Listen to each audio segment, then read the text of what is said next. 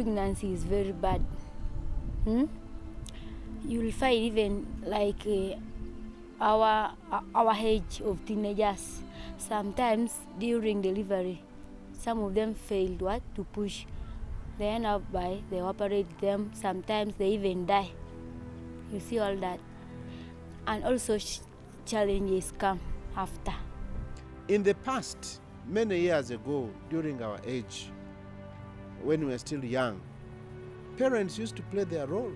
They would sit with the children near the fireplaces. After they have come from school, they would sit with them and have more time with the children, so that they holistically empower their children to know what is right. When a child now is in adolescence stage, some girls, they are failing to control adolescence. You never know now. Until now, by accidentally, I also conceived. Now I'm now a mother.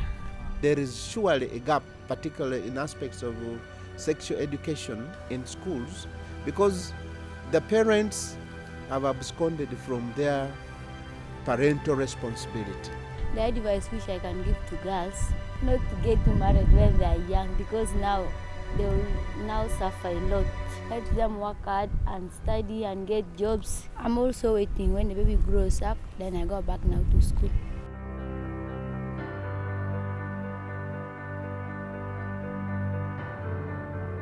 The absence of the policy document has made our life hard, because on what basis now? Which mandate do we have to educate our girls and boys issues related to reproductive health? There's a school of thought that think that provision of this information in the school curriculum and at the school level is providing too much information at a tender age. But I think we should focus on the positives in the policy, so that our children are well nurtured holistically, so that they can grow and approach life from a positive angle. It also guides us on what areas to talk about and what are those relevant things as key stakeholders that we need to do to help the reproductive health of these children.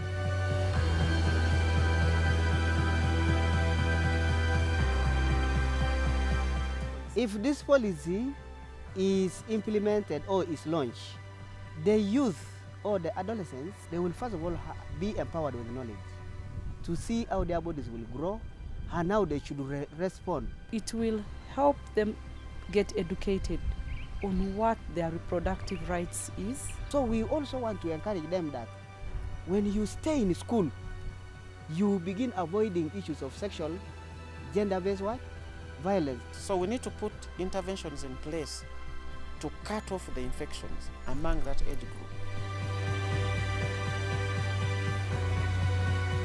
One of the interventions we've put in place is to empower the young people, provide information, continued sensitization. Because in government facilities, we have also opened youth corners.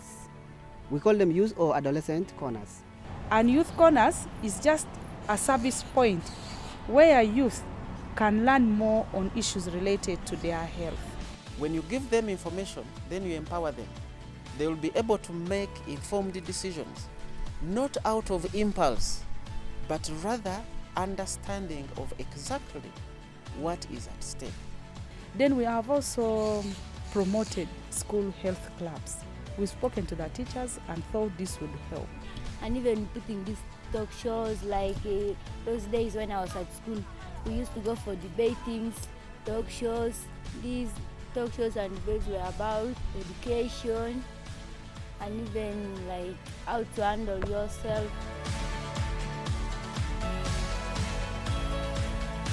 Really, I'm very confident we shall have very responsible citizens in this country if we take them through this policy early enough to understand what's expected of them.